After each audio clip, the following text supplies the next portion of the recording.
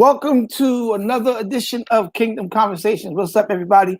It's your boy, Pastor Jay, and we are here for another tremendous show, man. First of all, I want to say I hope that everybody had a great weekend. I hope that you gave God some time. I hope that you worshiped and sung a little bit, shouted a little bit, heard a good word, and I hope that that word is taking place in your heart and in your mind. I want to give a big shout out to my church, Restoration Tabernacle. We are in the middle of a series called It's Go Time. And I'm telling you, man, this word is just challenging us. And I'm getting so many texts and so many inboxes from people from all over the country, our members, people that are our partners that say, yo, Pastor, I needed to hear that word. Because, sometimes, guys, we can, have the understanding that God has called us to do some great things. And sometimes we just get stuck. We get stuck because of inadequacies or, low self-esteem, not really thinking of ourselves as highly as we ought to. But God has given us a word. So I'm inviting you, man, please join us this month. Every Wednesday, every Sunday, I'll be preaching from the thought, it's go time. Because I honestly believe, guys, that we're living in a season where it's so unexpected and so uncertain. We don't know what's going on, but the one thing that remains constant and the one thing that remains true is that God is still faithful. So we honor him and we give him praise for that. And we want you to understand that God is doing some great things as we keep that air conditioner off and just hit everything else. We're going to go right back with our show. Matter of fact, just leave it. All right, we'll go with it just like this. But I am so excited to have this young man that is coming to talk to us today. He is living testimony that you can really be delivered from sexual addiction. And the question has been asked, is this true? Is it even possible? And we have a young man that's about to come to the stage. And so I want to welcome my guest today, my brother, my friend, Evan Ferguson. Come on over here, Evan. We clapping for him. What's up, man? How you doing, brother? How you feel, man? Yeah, great. So, man, your testimony is just crazy. It's so unique. But before we do that, man, I want to say thank you because we in Brooklyn, y'all. So it's always ambulance, cops flying around somewhere. But I want to say thank you because we connected about maybe 2 years ago, and you were doing Wednesday night Bible study with me here at the church. And it was just a blessing to have you here. And I think it's so important that senior pastors are able to mesh and connect with the people that are doing ministry with them. And you and I have a chemistry that's just crazy, man. So, and let me encourage you, pastors, too, because you were serving here with me. Yes. And all this time that you were here, I was not able to detect that you were struggling with what you were struggling with, which means, pastors, that we don't see it all. And that doesn't make you an ineffective preacher. It just means that there are some things that, certain people have to just get to God themselves for them to get their deliverance. But let's get right to it, man, because we got people that are tuning in. And I want to say what's up to everybody. Let's turn these comments on so we can see what's going on. I want to say thank you to Diamond, Gerlaine Diamond, and Helen, who are some of the people tuned in. She said, that's my little big brother. So what's up? So sexual addiction. What do you mean by sexual addiction? Well, the fact that I was sexual immorality, and I know the Bible says something about how it's not towards other people, it's towards myself. So you got to use your outside voice. It's not towards other people, towards myself. So okay. For example, you said you couldn't detect it. Right. That's a sin where it doesn't really show. Unless you get a certain disease or in that nature. But for example, for cracker, the crack, you would know. You can tell. You see signs. Right. How long you've been struggling with it for me, even about probably started when I was 18. So it came from masturbation and pornography. Right. That comes from peer pressure. It's a lot of things tied to this, but the addiction what it means is, just something I couldn't stop at all. Okay. I couldn't go a week without or everyday thing, So it was like something I prayed hard about, And I knew I'm not the only one. But for me, I knew I was different because I'm the type of person, not so arrogant and cocky. Not everyone can do this. What I'm doing right now, everyone can talk about it. Not everyone, And I said, okay, God, you saved me. You chose me to be the person to let people know that, okay, God can do this. Yeah. It's not not about me no more at all. It's about God and how He changed my life, and whatever He did, it just changed me. I want to commend you, man. First of all, it takes a lot of guts to come out and say that you had this addiction. Mm-hmm. And when people see, I'm going to play both sides of the fence with you because I want to say what I know everybody wants to ask, but then I'm going to also have your back because I understand this 100%. When you talk about sexual addiction and being delivered from it, the question comes up, how can I be delivered from something that God gave me? Because my gift of sexuality and my desire to be with the opposite sex, or some may even say, let's go deeper, the same sex, the sexual desire, how does it become where you need to be delivered from it? So it's more so a self-control thing because God gave us free will. Right. So I used to pray this prayer, God, I don't know what it is, but I'd rather be addicted to crack than be addicted to sex. Really? But then I knew, okay, I'm praying the wrong prayer. Right. Doc, you don't want to be on crack, right? That's how bad I wanted to stop. Why it was so easy to get to. It's right here on my phone. Yeah. And I have to spend money to get it. Yeah. And that generation. And that's the crazy thing. This generation, when I was coming up, we had to sneak to watch pornography. Exactly. And we had to be real good with it because we used to have to go to either 42nd Street to the Peep Show, or we would have to get DVDs and VHS tapes and hide them in our room, or Playboy magazines. But this generation, all you have to do is just... How would I say? It's easy to get to, but hard to let go. Wow. Generation. That's for y'all. Say that one more time. It's easy to get to, but harder to let go. Do y'all hear what he said? It's easier to get to, but harder to let go.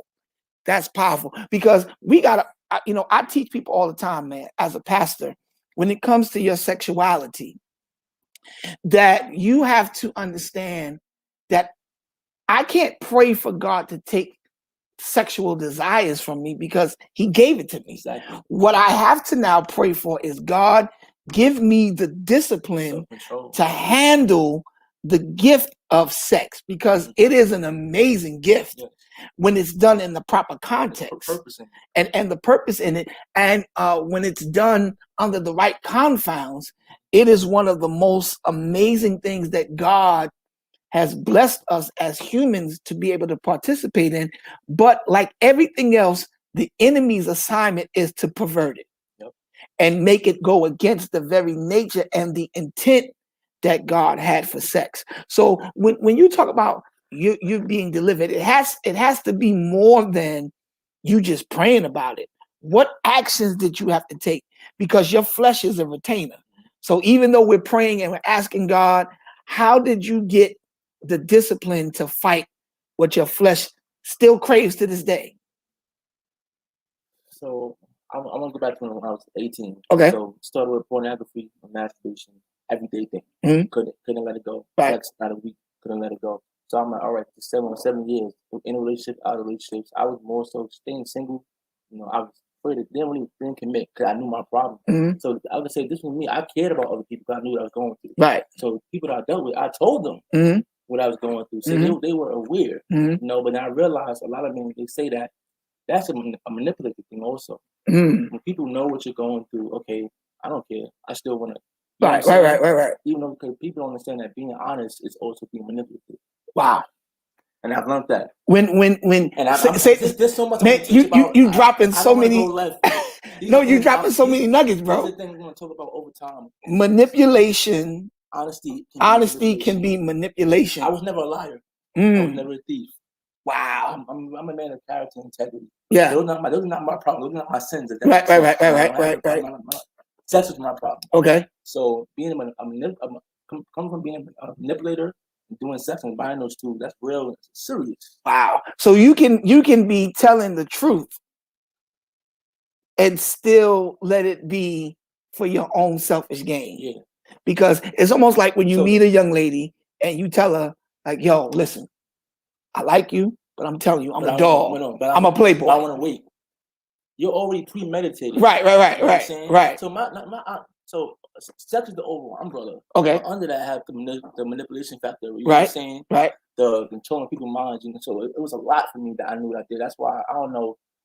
About 3 months ago, I was doing a lot of talking on Facebook. You probably seen them. You just saying like, "What's going on with Evan? Why is he talking? Why is he?" Right. So now I need to teach men how to talk to women, how to stop manipulating our women these days. That's powerful. That's just certain. Right now, I'm gonna play with certain things I just can't take no more. I just can't take seeing. Yeah, and yeah. I think now that's where the pastor side of me like, okay, I gotta some way this has to stop. I gotta help men change, help learn. Yeah. So we gotta stop doing this. Yeah. And ain't just men, women do it too. Oh, absolutely. I'm a man, so it's Yeah. And I gotta tell you, man, it's really, really refreshing to hear.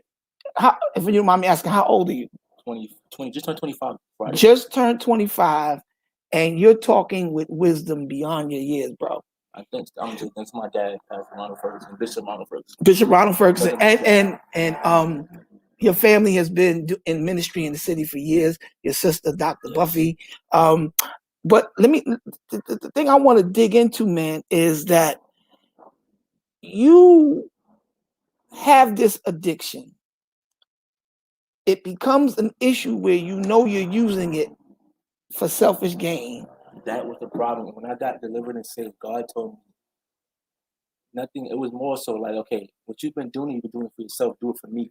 Don't manipulate for yourself, but now persuade people to come to me. Because now you know, come to Jesus. Because now you know what I can do. Right. I've been praying for it, and now it was more so. And I always believe. I always had faith. That was always there. It was more so, okay, God, I'm waiting for you to help me. So it was, to me, it was like, okay, He did it when I was ready.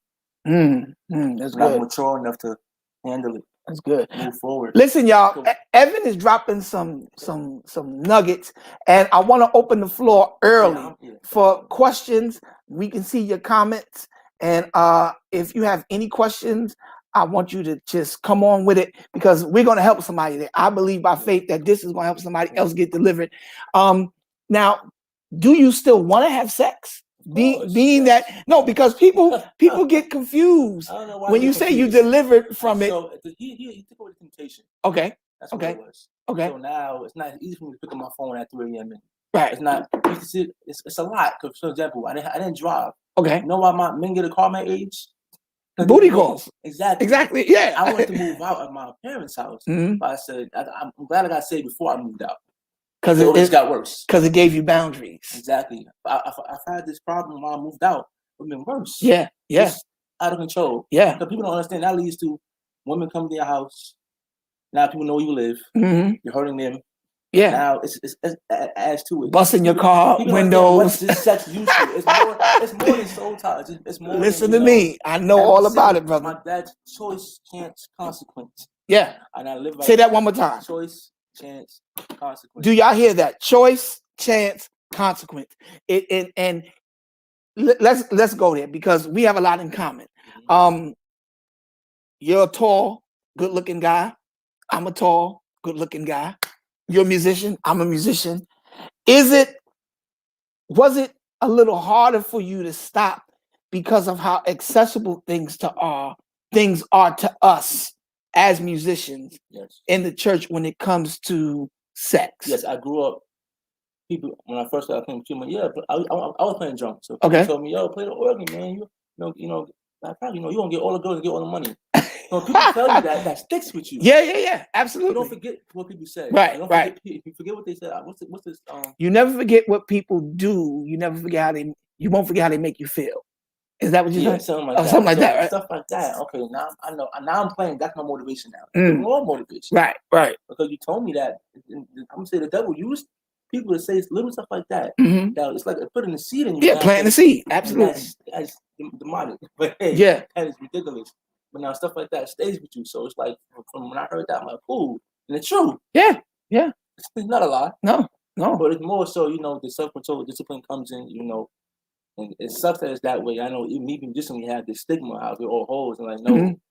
I want to go that route, but so just find the right man. Don't pick, pick But the wrong see, person. I always had an issue with that because, and God forbid, if you're a musician and you look half decent, you can dress, got a little money, little Just car. it's people with the same issues. It's ridiculous. We all have the same problem. Yeah, it's ridiculous. And I always tell people, just because you graduated, that doesn't mean the school is closed. Yeah.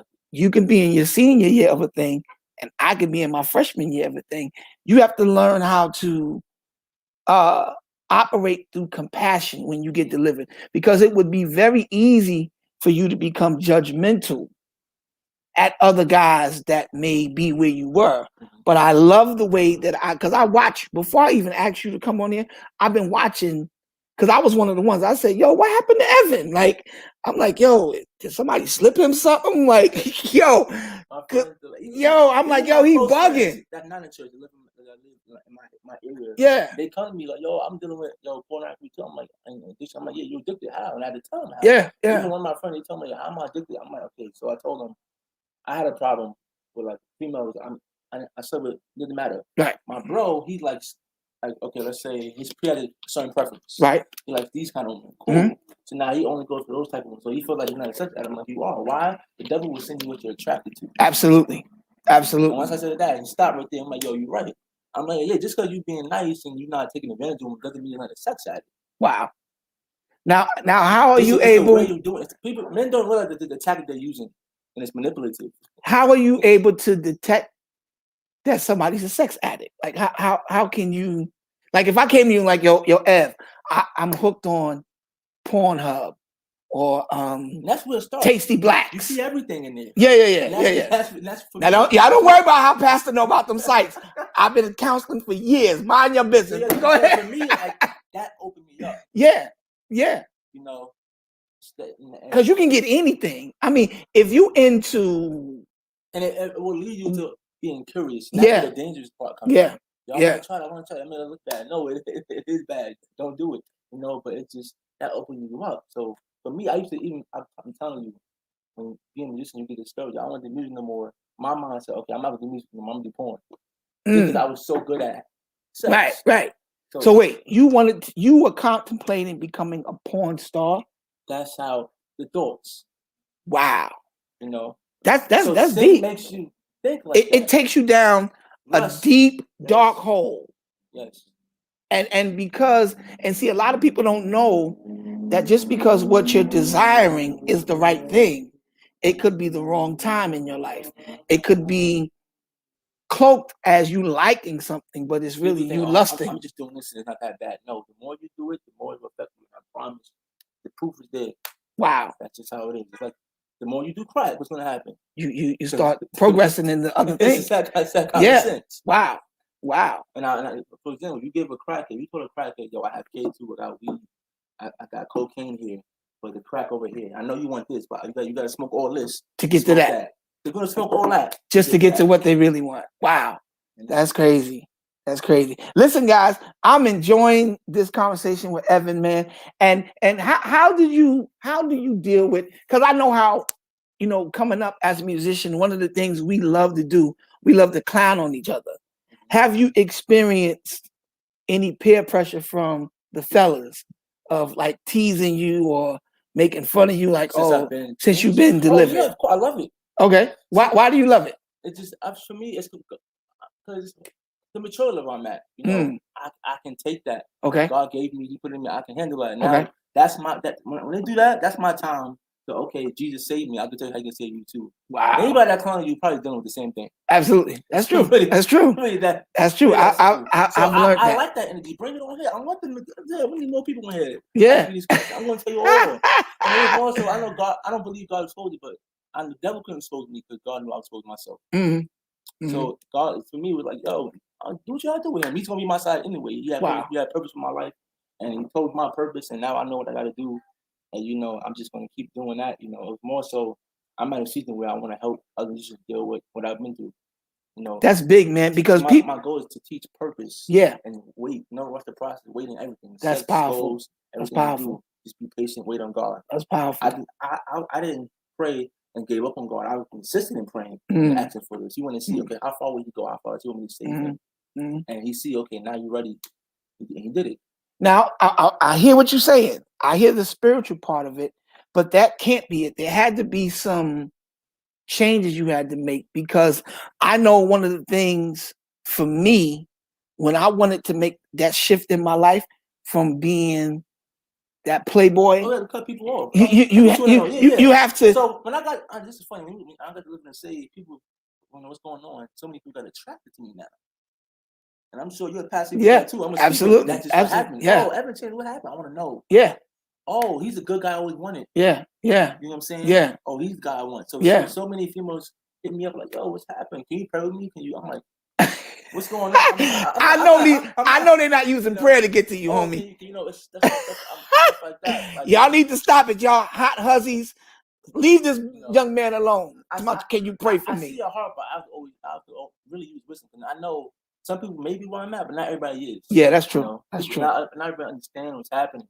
But back to what you said, yeah. But I'll get real transparent. When that happened, all of my thing was I didn't have a lot of women that was friends. And that's really important. I'll tell men, have women that are your friends. Right. Not that you just having sex with. I apologize to every girl on my phone. You apologize to every girl in your phone. Yes, that I had sex with, that I can reach to. Okay. Saying, hey, I'm sorry that I manipulated you. Forgive me. God saved me. Some was like, oh, they didn't get it. Right. But as long as I did what I did, right, to show they understood. Wow. Only 2 apologize and say, I'm sorry too. Because they knew it's a 50-50 thing. Yeah. You didn't rape anybody. No, exactly my point. So it's like, I wasn't expecting that back. But it's like, okay, some get it, some don't. Even though I probably manipulated you, you had to still make a choice. At the end of the day, it's a choice. So I had to cut a lot of women off, even bros that just had to they thought it was a joke. Right, not a joke. It's serious. Because anytime that you make a public statement that you're delivered from a thing, number one, the enemy's going to test you. I received those. People are going to test you. Yeah. They're going to be like, let's see if he really about that life. Yeah. But I think, and I hate doing this because it just happens. I slip into the prophetic, but this has to become a book. You need to write a book. I'm telling you, this right here, I already have the publishing house connect for you. And let me tell you something. You get you a laptop like this one, and don't I got Macs all over here. You see that? But you need a HP because they have this thing, and Mac probably has it too. When you hit the microphone in Word dictation, all you got to do is sit there and talk.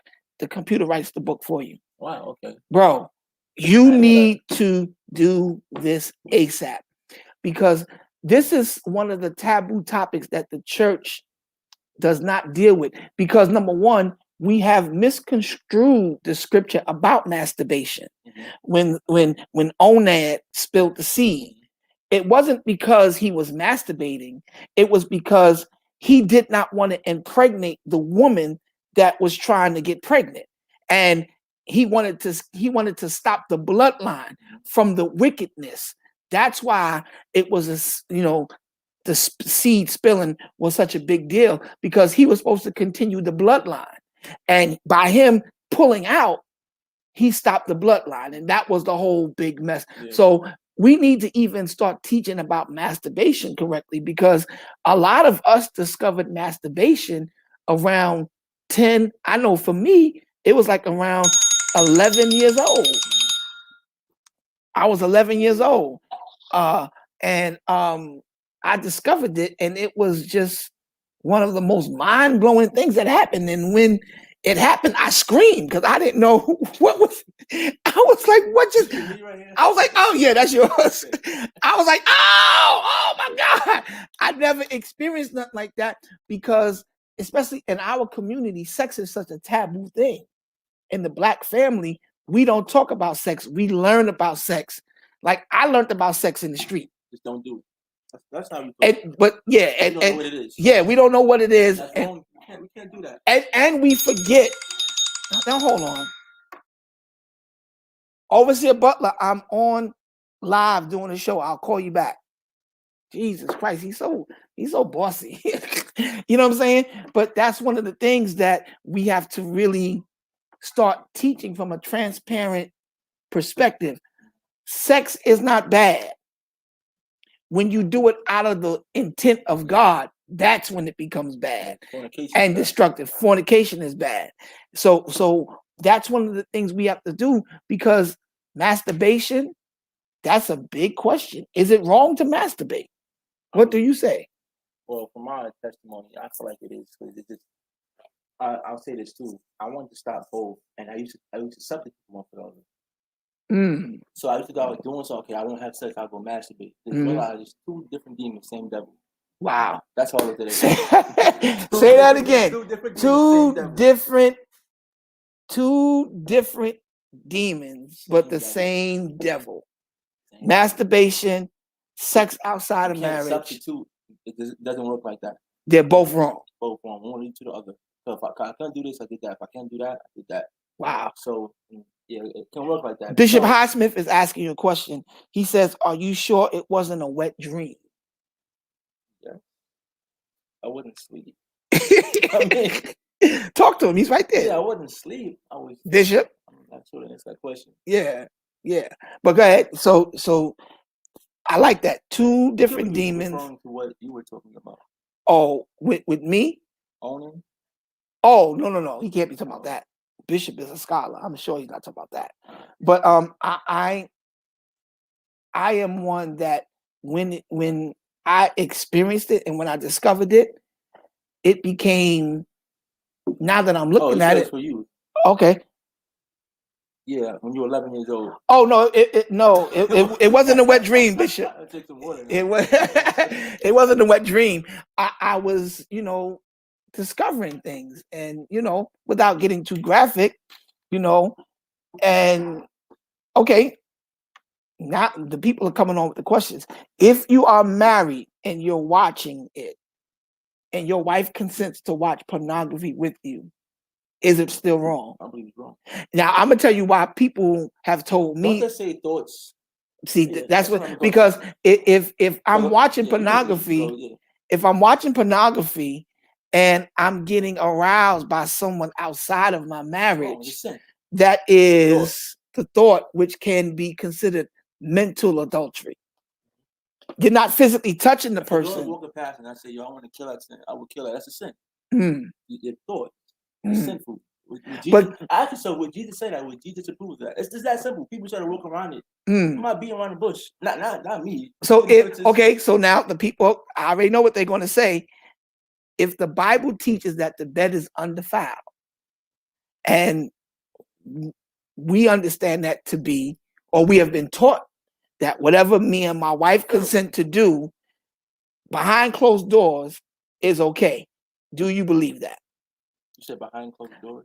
In the sanctity of my private married, listen to what I'm saying, married bedroom.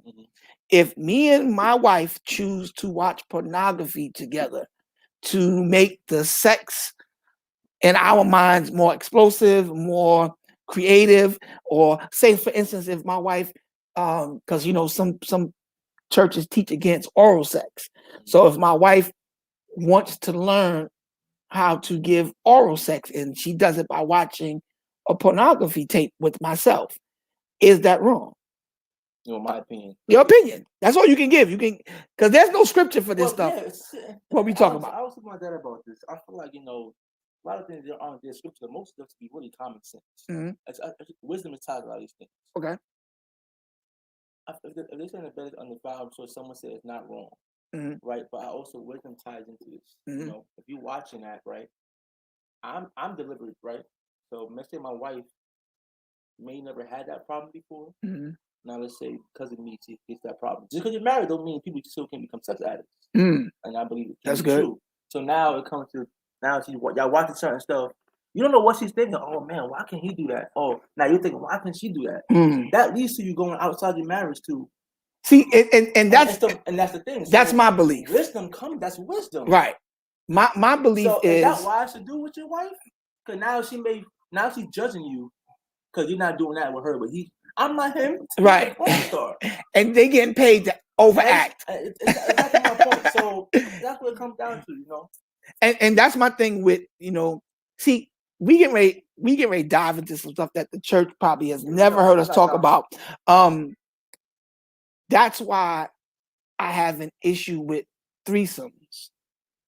Because if I am married and me and my wife invite someone outside of the marriage into our bedroom, I've seen it happen to so many couples that I know, that I've counseled, that one of them got turned out by the outside party and now started having a sexual relationship with the third party outside of the bedroom.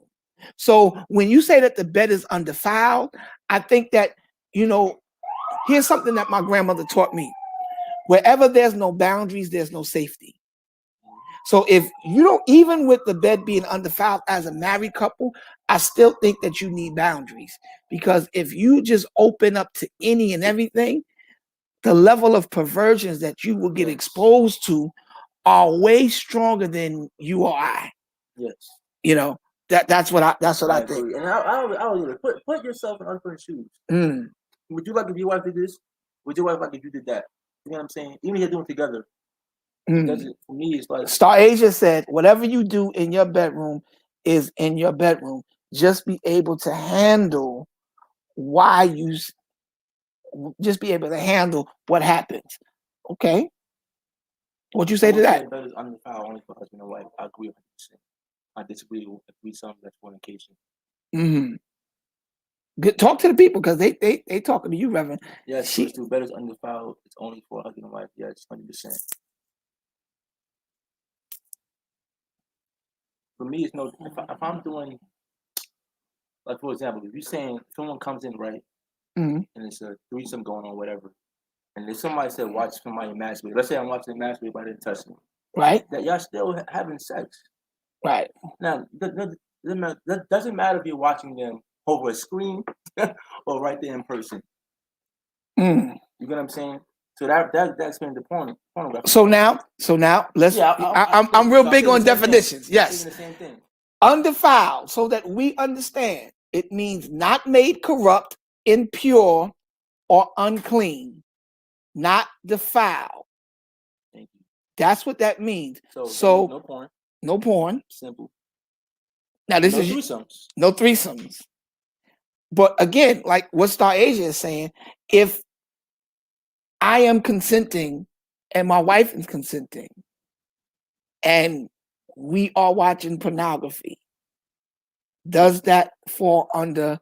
Because if it's not, if in our mind, if it's not corrupt, if it's not impure, unclean, okay, is that undefiled? Personal opinion. Right. I feel like at this point, for me, if I'm speaking to a couple, that's between you and God. That's the only thing you can pray about. You listen. That's what it would come down to. That's good, man. I would just say no. So you would never, like, if you got married, your wife said, you know what, babe, I want to watch this, and you see what it is, you be like, turn it off. Nah. I would say no because I know what happened to me. What done to me. I don't want to go back down that road. Right. So definitely say no. Okay, that's good. Now I want to go back to the part of how are you handling, especially in the culture that we operate in, the church culture, where there's a big plight of homosexuality in the church. As a single man, how do you handle being heterosexual in a culture where, and this is nothing against anybody, because anybody knows me, I don't preach hate or anything like that. How do you handle the culture where it's already 9 women to 1 man?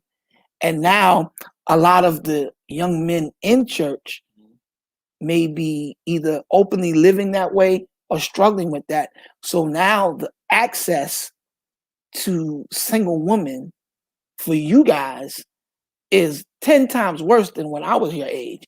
Because I'm 48, you're 25. when I was 25, you know, it was a thing in church, but it wasn't as open as it is now. So you had a lot of young ladies that were dating guys that were struggling with that, but they weren't presenting with that. So, you know, some of them may have been deceived or duped and got involved with a guy that was struggling with that lifestyle and found out after the fact. But now it's a thing, it's open. You know what I mean? It's like, so how do you handle that as a musician that's heterosexual in the church, loving God, and all of these single women are now attracted to you because of your testimony? For me, I mean, I would have a straight, simple answer. You know, I don't want to be like a, what people say, holier than thou, but if you come to me in that way, you know, we're doing Bible study. You know what I mean? Now, Evan, now wait a minute. Now wait a minute, Evan. Now let's get into it. All right. So now you got this. If I was single, right, I'm talking. No, don't try to go around what I'm getting ready to say. You got this shorty, right? That's coming up to you, and she's blah blah blah blah. Got it together. Well, I'm abstinent. Okay. That's number one. Okay, you're abstinent, but she's pushing up hard. Like, yo, whatever you want, Evan. It's that simple. Like, I don't. That's gonna be your reply. I have to be real blunt. I have to be real blunt about this. So, Gage said we do a Bible study. Come on here. No, I'm being real. Like, I respect the it though. temptation I had before is not there, so it's not that easy for me. And you know what? And And that's the reality of it. Deliverance is like I can go home, put my phone down. I haven't touched porn in 3 months. You know, so that's how serious. Like when I say it's really that straightforward. So no matter how bad she is, no matter how sexy she is, it's not happening. It's not going down. But I do get tempted. But it's not the point where I'm falling short. You know, right? Not where I used to be, where like, okay, I gotta go see this girl right now. Right. It's not that anymore. That's what the reality of it. Like, it's not just because you sitting in your picture. I'm like, okay, well, I don't care about that. Yeah. You know, it's not. And I got to tell you, that's the only advantage of. I don't know how I can prove it to you. Just like no. I mean, I'm talking to them. It has to happen to y'all to really understand where I'm coming from. Let's see what Keisha. They don't believe y'all. Keisha Copeland don't believe you. She said y'all not having no Bible study. Not the church now. And see, when people make statements like that, here's my thing to Lakeisha.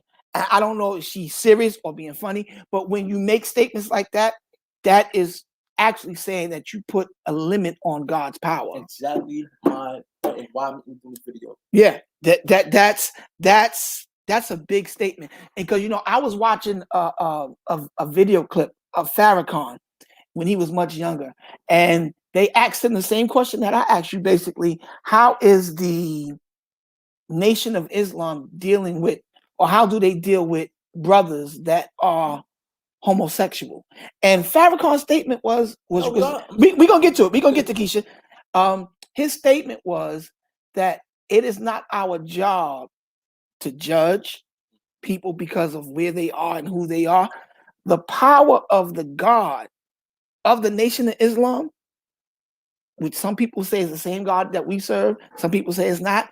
We're not going to get into that. But Farrakhan's belief is that God can change anybody, regardless of what they were struggling with, regardless of what is learned behavior, because I think that a lot of levels of perversion is learned behavior. We don't just wake up and become perverts. We've either seen it on a movie, heard our friends talking about it. But Farrakhan, and I think that's the message that the church has to start preaching. No matter what you're doing, no matter what your struggle is, no matter what your proclivity is, our God. I get asked my friends every day, yo, you really haven't had sex for 3 months? I'm like, no. Let me tell you, I went a year without it. That's why your testimony is so intrigued. And because of my openly playboyish lifestyle in the church, nobody believed me. And I'm telling people like, yo, I have not done it for a year. I say this, like, let's say anybody absent out there, let's say you haven't been for 6 months and you slip up. That's okay. We're human. Right. It happens. The more so we're a practicing Christian, we're practicing abstinence. Absolutely. I'm not where I used to be. Absolutely. I'm having sex every week. You get what I'm saying? It's different now. a mature conversation can most certainly happen, though.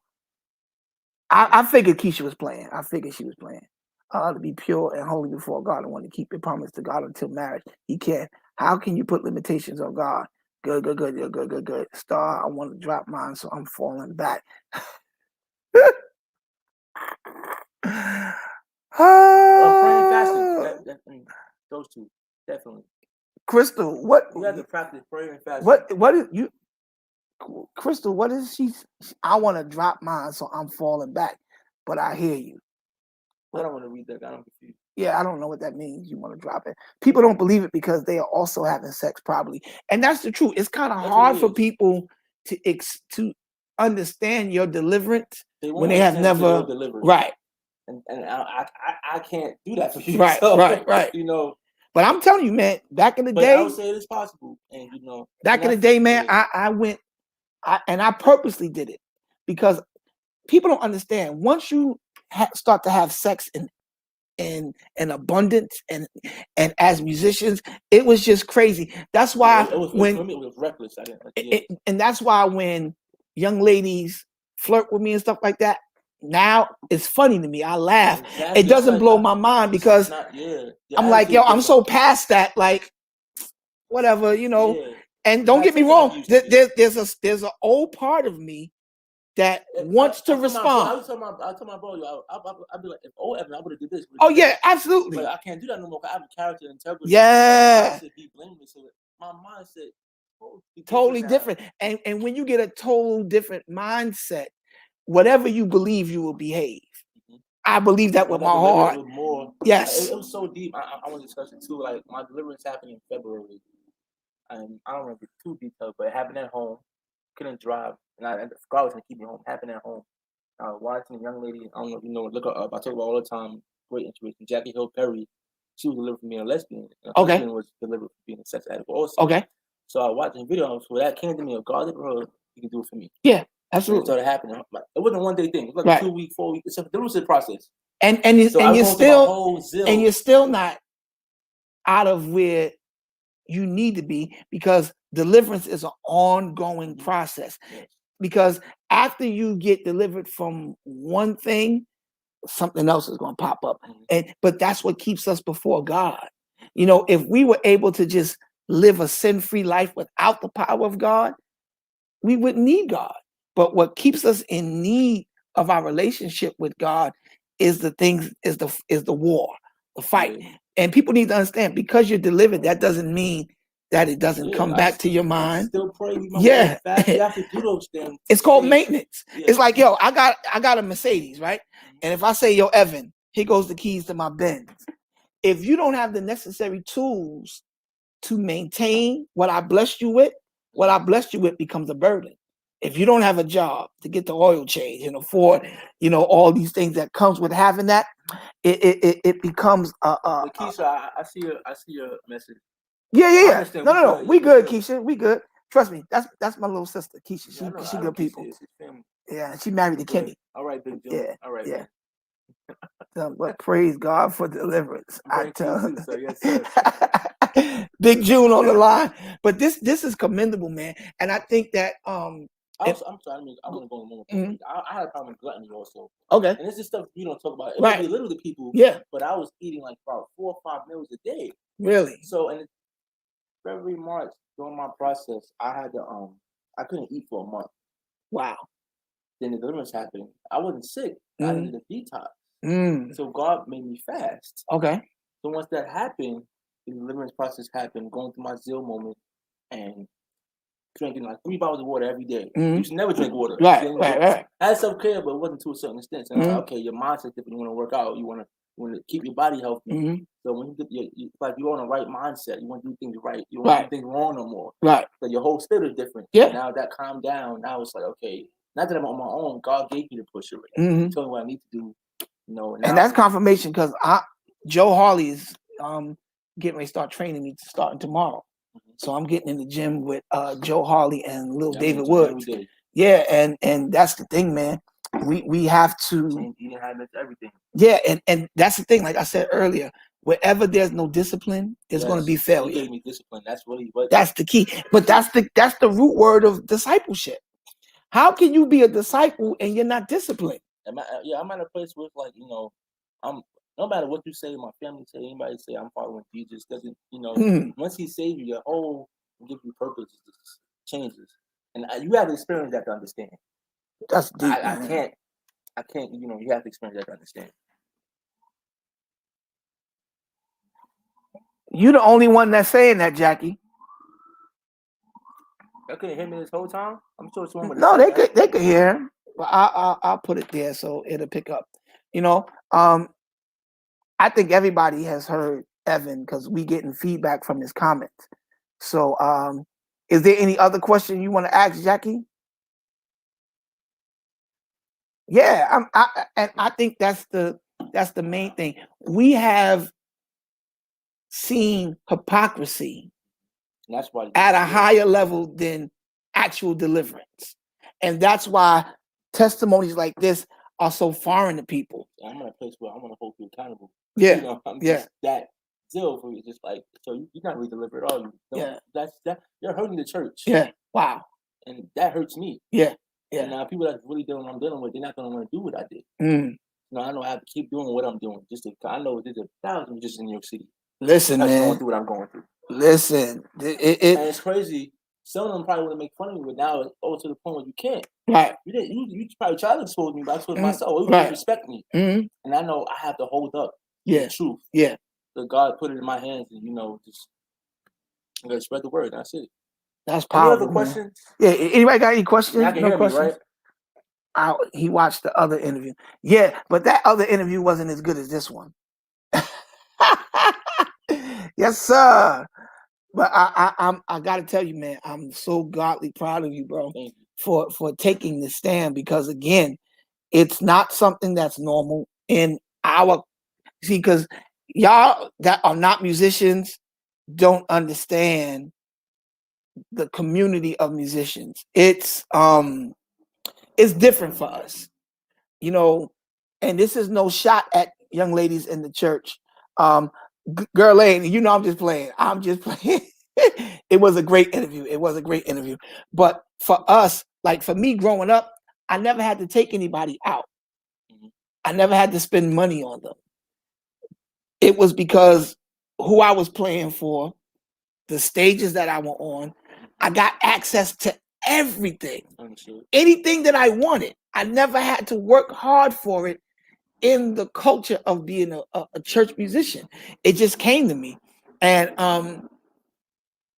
there's a lot of guys and even young ladies now, because I'm starting to see a lot more female musicians come out and they're putting up clips that I'm playing and stuff like that.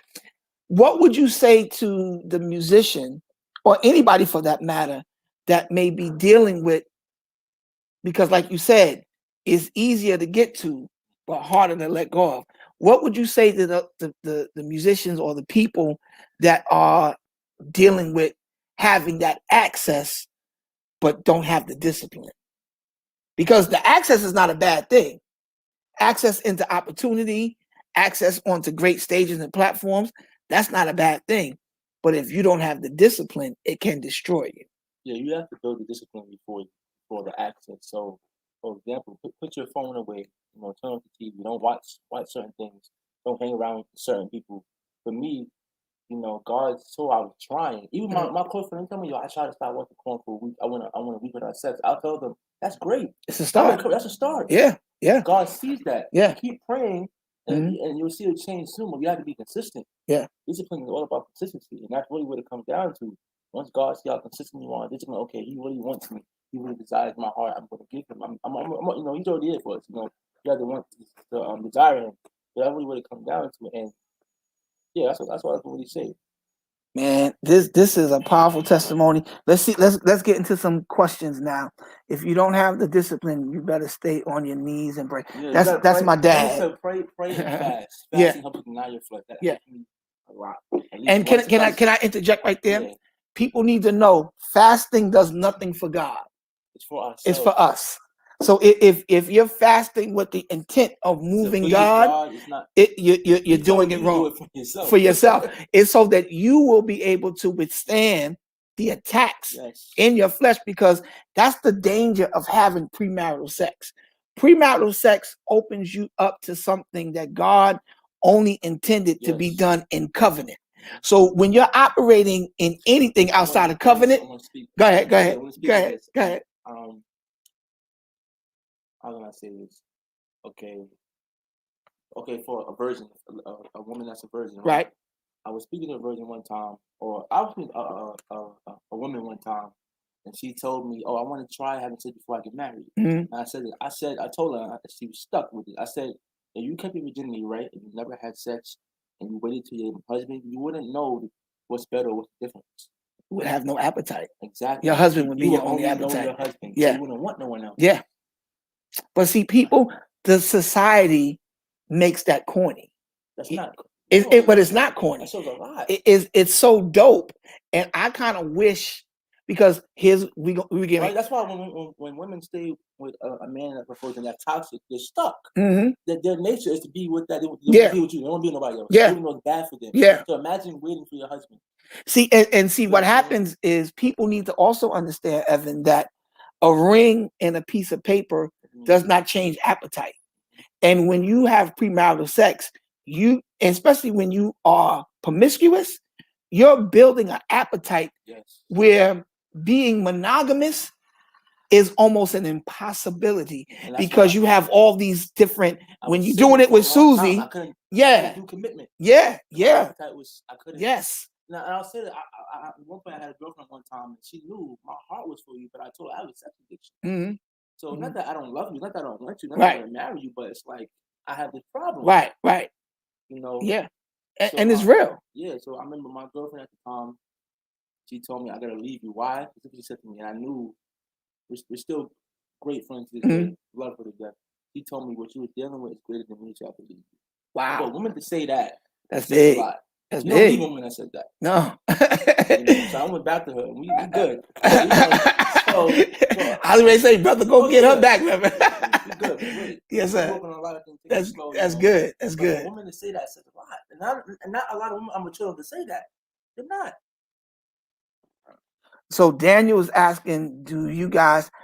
I think that let me talk to nephew real quick. I think that the possibility is there because we're creatures of sight, but I'm talking about there's a difference between being curious and having an appetite. Because you know what it tastes like. Yes. Like, I travel, and I've been blessed to travel all over the world. When I went to where was I at? I was in Rome, and overseas they eat French fries from McDonald's with mayonnaise. We eat it with ketchup. So it's actually not. You got to try it.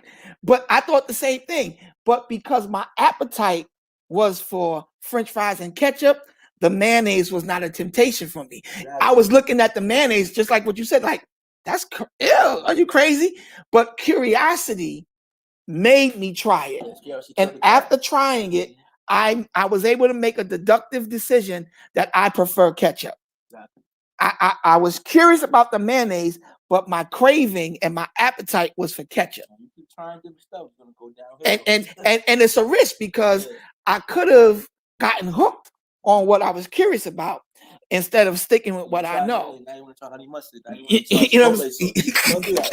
just stick with the ketchup. Stick with ketchup, and it's better because you always want to deal with, and especially when it comes to sexuality, you always want to deal with the intent of the Creator.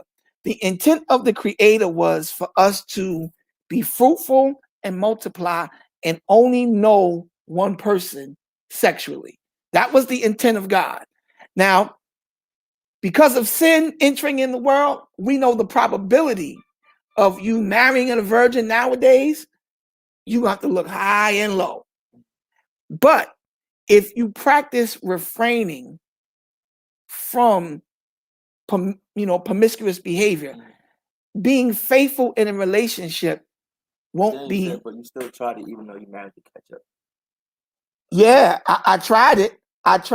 And I didn't like it. But again, That's why that was others not to do it. Right, but that was my curiosity. It wasn't an appetite. I wasn't battling. I wasn't standing in Rome like I gotta have some French fries with mayonnaise. Yeah. Nah, it was like because it was basically peer pressure because everybody that I was on tour with was trying it, and I was like, oh, I'll try it. And then when I tried it, I was like, I'm over it, no big deal.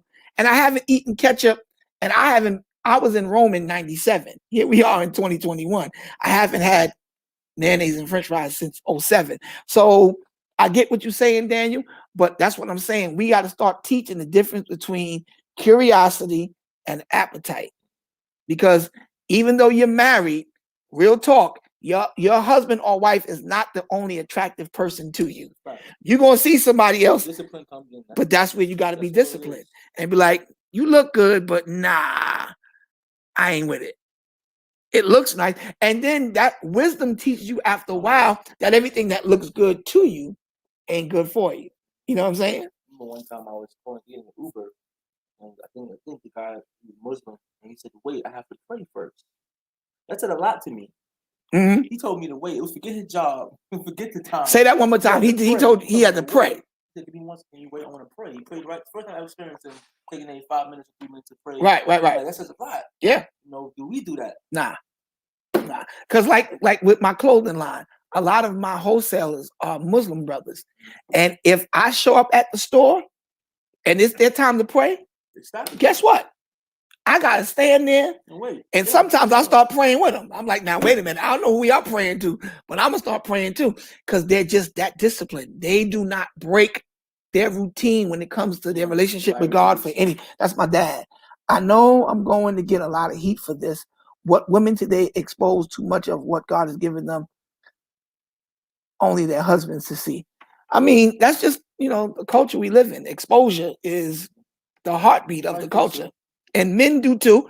Yeah. Men, with the gray sweatpants and all that stuff, we be thirst trapping too sometimes. Yeah. It's not, we can't just say it's the women pop, because it's men too. I'm trying to stop, our culture does that. Yeah. Yeah.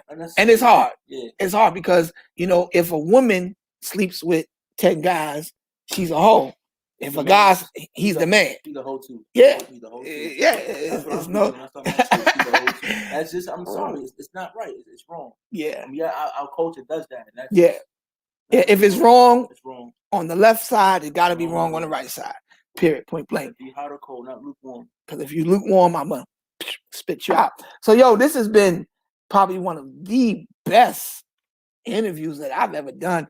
Again, because, just the fact of you taking the step of faith to step out in a culture where I know you're going to catch some heat, and I know you've caught some heat from the other musicians, and I know how we can be. We like to crack jokes, and but just the fact that you're standing on it, and really, I'm a great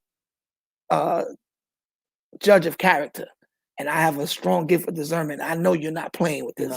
I know you're not. Because if you was jiving, I'd be like, bro, come on, man. Like, right. Like, come on, bro. What we doing? What we talking about?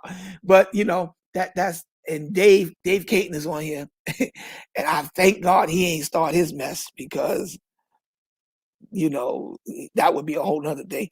But this is so necessary, bro. And I wanna pray with you that God will cover you and cover your heart and your mind, because your testimony is so necessary. It's almost as taboo as a guy that's in a domestic violence relationship, and he's the one getting abused and not being the abuser. We just don't talk about stuff like that. Come to me with the same. Yeah. And some might even say, the double standard. That's the thing, man. Yeah. So, man, I want to keep the floor open for about another 2 minutes. If anybody has any questions, what's up, Elder Hawkins? God bless you, man of God. Anybody got any questions for Evan? We've covered everything: masturbation, fornication, adultery, pornography, all the things that. And you know what really made me become comfortable talking about sex? When I lived overseas. Because if you go overseas, there are billboards, everything is, nudity is not an issue. Yeah. It's only a big thing In America. in the Western civilization. Because over there, man, you get off the plane naked and ain't But it's nobody not meant to stopping. be perverted. Yeah, no, it's It was just like God's normal. purpose. Yeah, you know what I'm saying?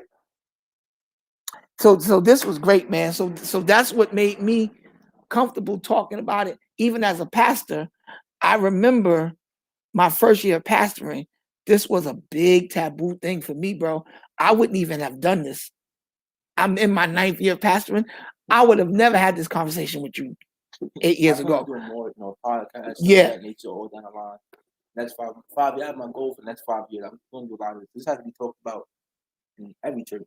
Yeah, because, and not just the church, man, in our community, because pornography, whether you believe it or not, has destroyed a lot of the fabric of the family. A lot of, because we put unrealistic expectations on our partners sexually. Like, if you're not making me howl at the moon. That's all real. Molestation is real. Yeah. Rape is real. Yes. People don't talk about it, but date rape. Wow. Big. That's real too. And, and some men do it, but they don't know they're doing it. Yeah.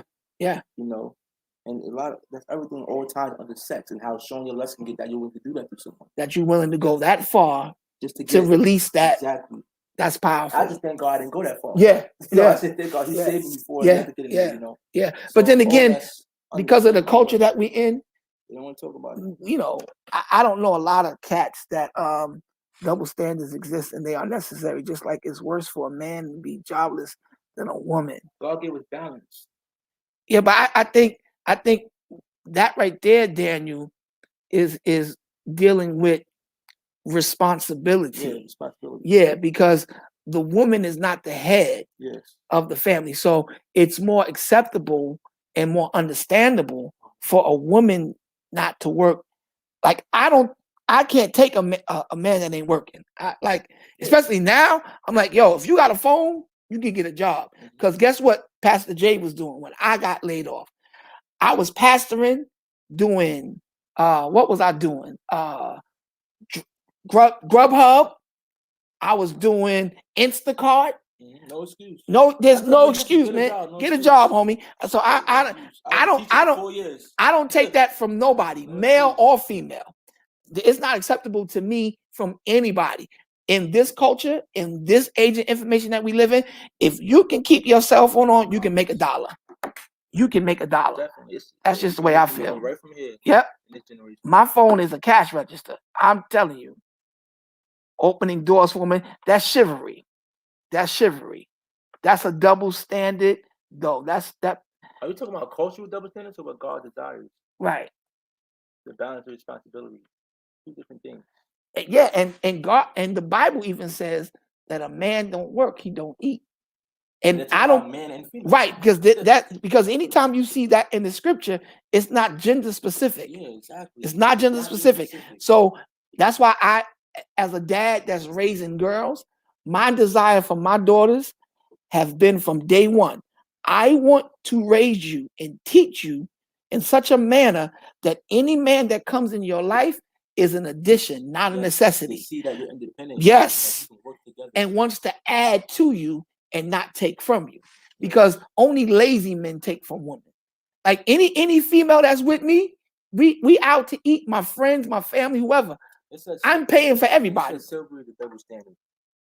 No, because there's a culture made it that way. It's nothing wrong with a girl opening the door for me. It's not. Nothing wrong with me opening the door for my wife. Now the only thing that I got an issue with when it comes to chivalry and the double standard, I don't like this whole women proposing to men. No. I don't like that. That's tradition. I'm seeing a lot of that. Different. That's tradition. That's totally different. I'm against but we see a lot of women getting down on their knee asking a man, "Will you?" I don't like that, bro. Yeah, it says a man that find a wife. Yeah. You can't find me. You supposed to be somewhere hiding. Come on here. I'm talking better than y'all typing. Y'all not even typing as good as we talking. Daniel said, chivalry is literally a standard placed on men. Again, D, that's because of the culture and the tradition of this. But the bottom line is, Bible, not culture. Yeah. We got to understand, is our life dictated? And this may sound a little deep, But is our life dictated by the culture or the kingdom? I'm gonna say this. This not deep. All right. Why? And I feel like I'm saying that because when I got saved, my friend would say, "Yo, you getting deep all of a sudden." No. I'm being real because y'all was fake so long. Because isn't this how we were supposed to be living from day one anyway? So it's not deep. You go to every Sunday. How is that deep? Wow. I don't get it. Yeah, it confuses me a lot. Because sometimes even with me, you may say things because it's a popular colloquialism. It may be something that you heard time and again, but that's true though, because you living as a righteous man, it's not deep. It's what we're supposed to do. Exactly, it's not deep. It's just that's good. Real. That's good. But again, this is not what we're talking is not norm. It's norm for us to have. My thing is, I don't have a problem with it, but it's necessary. I don't think double standards are necessary. I don't. I think that that's why I have a problem with women making $5 to $25 less than men. Because if you got the qualifications that I got and you can do it just as good, if not better than me, then they should pay you equally. Exactly. Look at the girl. I forgot her name. She's the star on the LA Sparks. She's won just as many championships as LeBron. But when she got her bonus for winning the WNBA championship, it was $37,000. LeBron's bonus was $237,000. That's not right, bro. It's not right. Yeah. It's not right. So these are the things that we got to work on. And it's the same dogmatic culture that women ought to be seen and not heard. That's why for years in the church, they tell women they can't preach and all. Man, that's tradition we grew up under. You better let go of that stuff, because if women wasn't preaching now, all our churches would be empty. If you realize that women are mostly in the church, not absolutely. There's a God standard. It's right because he draws more attention to the game. What game? I'm talking about the girl from the LA Sparks and LeBron. Oh. I'm not talking about the marketing and all that, because nobody besides Jordan made the game as exciting and brought as much to a team in the city as LeBron. Nobody. I'm just talking about the basic standard of how societies are set up. Women are made to be felt or looked at like they're less than us. And I just don't believe that. Yeah. Adam and Eve were equally balanced. And I know for a fact, if I didn't have women in my church, man, I'll be preaching to my clothes. You know what I'm saying? So my thing is, let these women loose. Let them preach. Let them prophesy. Isn't that what not the book of Joel says? In the last day, I will pour out my spirit, not just on men, but on all flesh. That means your sons and your daughters will prophesy, which means to proclaim, to preach the good news, the gospel. So all of that type of thinking where women ought to be seen and not heard, not so much, man. Nah. God blamed Adam for Eve's mistake. No, he did not. When you see that in the Bible, Doc, Adam blamed God. When God confronted Adam, he said, what happened? He said, this is the woman you gave me.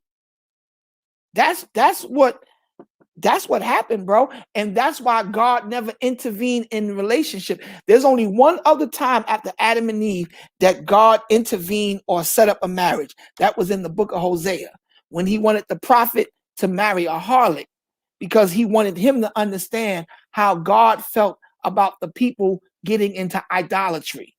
Those are the only two times in scripture that you see God putting a man and a woman together.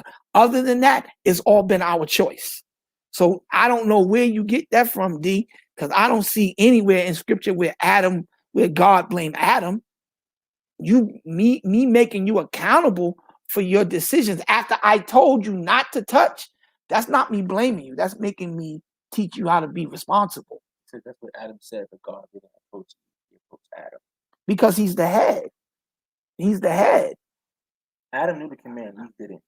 And if you notice, because it's not a double standard, Eve was the one that spoke to the serpent in Genesis, the 3rd chapter, but they both got the penalty. If it was a double standard, if it was Adam's fault, Adam would have been cast out the garden, not the both of them.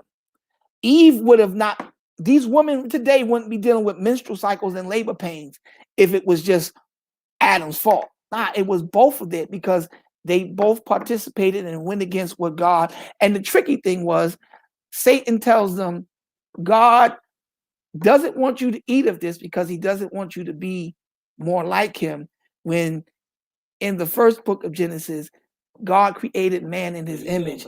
They were already like God. And how many of us are deceived because we don't know who we are? And that's just a sidebar. I'm not proving the point, Daniel, because me being the head and responsible for my family doesn't negate my family from being affected by my choice, because Eve played just as big as a part in what Adam did. Adam eating and her talking to and entertaining Satan was just as equal. Adam should have not eaten, but she should have never entertained. She should have told the serpent, get out of my face. Don't tell me nothing about God. Yeah, and I'm trying to show him how I'm not proving his point. Because, again, Adam played his part, Eve played her part. That's why they both were punished and banished from the garden. You know what I'm saying? He should have never consumed. She should have never entertained. How many of us are dealing with issues right now because of what we consume and what we entertain? It has not stopped in Eden. It's still going on today. We're in trouble because of what we consume and what we entertain. So I hope that kind of helps you. That's the advantage of being on the show, Daniel. I'll bring you on here and you need to come on in and explain yourself. But don't get me wrong. I understand what you're saying, Daniel, but that's not double standard, because responsibility is the end result and accountability is the end result. And Adam and Eve were both held responsible and accountable for what they did. That's it. Because God gave the directive to Adam, and neither one of them listened. He was supposed to get instruction from God, and he was supposed to instruct his wife. It didn't happen that way. So that's why we are in this predicament that we're in, because of what was entertained and what was consumed. Man, this was dope, man. I love it. This was powerful. And I'm going to call you Daniel, because Daniel, and let me tell you something about Daniel. Daniel know the Bible, Doc. Daniel, I think he's saved for real, Doc. I think he got this thing. He's a theologian and a prognosticator on the uprise. I gotta watch out for him. He might be trying to take some of my engagements. Stay on them drums, Daniel. No, I'm just playing. But yo, Drew from Philly, what's up, my guy? Yeah, man, great conversation. And again, to my brother Evan, I'm blown away by this, what you're doing, man. And again, this is unheard of in the church, especially from somebody as young as you, 25. You know, again, I actually know many people. It's just not publicized. I would say this, and I gotta say, God can focus on New York City. It's probably unheard of in New York City. No, I'm telling you, I've traveled all over the country, bro, and I've been doing it now for probably as long as you've been alive. I've been doing this since I'm 15 years old. This is unheard of, and it's probably because the sensationalism of the kingdom is more attracted to the negative. Yes. And that's what is pushed in the forefront, and stuff like this is put on the back burner, when the fact of the matter is Larry Reed should be doing a story on you. Yes. I hope y'all got that. That's gossip. Larry Reed, obnoxious, all them guys, all the bloggers should be doing stories like this. But you know what they chase? Yep. When people get exposed. That's the culture. And that's why I'm saying that this is unheard of, why this is commendable. Agreed. And I pray that you get more platforms where you can share your testimony. And trust me, you help somebody today, bro. You help me. You help me, because that thing about, because I always make that statement before I think I'm getting ready to say something that may offend people. This may be deep, but you corrected me. And thank you. Thank you, man. Yes, And it's iron sharpening iron. Yeah, So we're here to build the kingdom. Yeah. And that's just reality. Yeah. Nothing Yeah. about it. It's real life. Man, and Thank you, Gerlene. yeah, Appreciate it. and I we're want to shout out my big sis. We did a Oh, yeah. prior interview. Yeah, I saw He- that. That's what he- made me want to do Yeah, I know. this. He came to me yesterday in the middle of church. He said, "Yo, I saw your interview. I loved it." Then he said it. You put me on the spot. Actually, I couldn't say no. So that's what happened. He That's said, wisdom. I asked him on live. He asked me on live during service. Hey, when he part of the interview today, I said, "Sure, no problem." And I'm glad I'm here. You know, I'm thinking myself. If you haven't watched that prior interview, please check it out. It's on my page. You can share it on her page. You can share it like that, but also you can share like this video also. Yeah, And please, anyone man. else, you know, that want to interview me, when we come in. So if they want to get at you, how do they? My email is Evan R. Ferguson, my name, the number 2 @gmail.com. And also I see that, because one of the things I love to do on my platform is plug people, and I like to be the connect.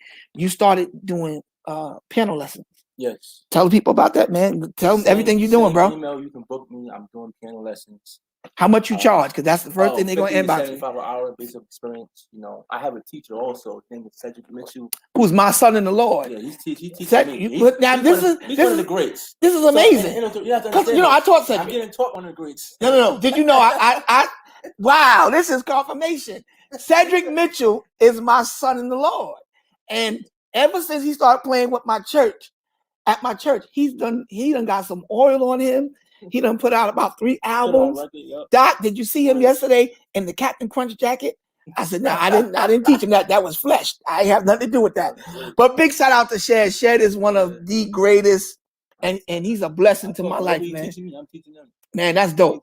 That's dope. So if I wanted to get piano lessons from you, I'm a beginner. I'll be $50. Yes, $50. And how long would my lesson be? An hour. And like, what's the first thing? Let me rephrase that. Okay. So, for example, yes, you'll be $50. If you're more experienced, you'll cost more. I don't have no experience. $50. All I know is my scales. You play drums. I don't know. You might. All I know is my scales, Reverend. Play drums. But I want to learn. Charge you $60. But yes. My God. So listen, this could be history, y'all.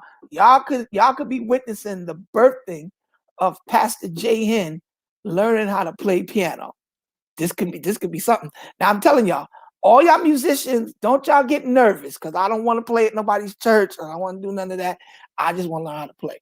And I think my dad probably want lessons too. You would take time to think how much trouble one can get in if you're not supposed to be having a sexual relationship concerning how long it doesn't last. You may not want to be bothered. It's out there for you, but is it really worth it?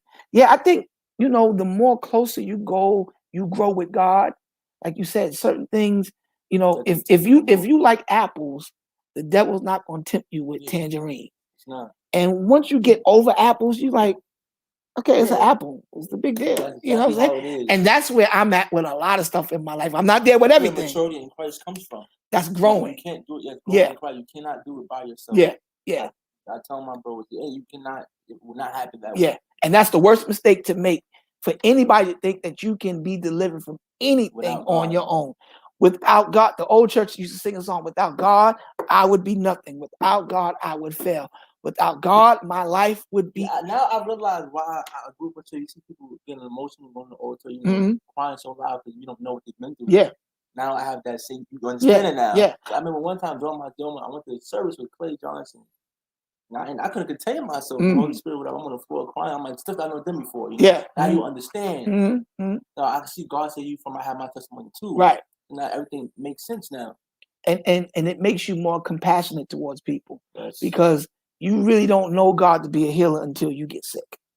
You've heard about him being a healer, but when you get sick and you go through the experience of actually going through God after the doctor says there's nothing we can do for you, and God comes in and delivers, that's a whole nother story, man. So, man, Dad, this is my guy. My father, he's something else. All my musician friends, he want to take lessons from everybody. And they told me, Dad, you don't be doing your homework. So we got to talk about that offline. Because if you take lessons from Evan, you got to take lessons. You got to show up for class. But this has been great, man. And let's pray for Evan right now, y'all, while we got him online. Father, we thank you for our brother. We thank you for such a great testimony. God, I thank you for the courage that he has to step forth and even stand on all 10 toes and proclaim that he's delivered and that Jesus Christ is Lord. I pray, God, that you would protect him from the attacks of the enemy. I pray that you would cover his character, cover his mind, God. Keep him with the message of mercy and deliverance in his belly and in his mouth, God. Open up opportunities for him, not just musically, God, but take this message, this testimony, and make it go viral, make it go around the world so that people can know of this generation that you are still a deliverer, that you are a way maker, that you can deliver us from anything. There is nothing too hard for you. So I give you praise for my brother. I thank you for his life, God. Continue to bless him and use him for the kingdom and for your glory. In Jesus' name, amen. Yo, this has been super dope. And normally I would go off and have my final comments, but I think everything that needed to be said has been said today. So again, thank you, Evan, man, for being who you are. Thank you for being in my life, bro. Thank you for being my little brother and just, a blessing to my ministry and to my life. Anytime you probably are one of the most humble cats that I know. That's why I keep calling you, man, because your humility. And I try to tell musicians, man, I was talking with little Dave about this. I was like, man, it's so dangerous for you guys to have ego issues now because there's so many of y'all that are great at what you do. You will have longevity in working, in ministry, secularly, if you have people skills. If you know how to just be nice, bro. Another topic, but I used to get people used to think I was cocky. I'm like, how? I didn't understand it. Yeah. And I'm not arrogant. No, not at all. People don't understand your intention in your heart. Because it's probably how you play. Because guys that do all that stuff, because you be like this. I was talking and do all that. I don't know if you noticed. I was like supporting and shutting out musicians a lot. And I know I made a statement. A lot of people. Glenn, he's a great musician. Great musician. But some people say, "Oh, he do too much." Stop hating. Shut up. Yeah, they only say it because they can't do it. That's my whole point. Because when I listen to Glenn, he sounds just like me on the piano. I'm like, dude. So I said, I don't get it. Like, and this is people like they don't like you because it's like they can be better than you, but not like you. That confuses me. Bro, let me tell you, I've gone through that my whole life as a musician. Because I say this all the time, and this is not me putting myself down. I've never been the best, but I've always had the best gig.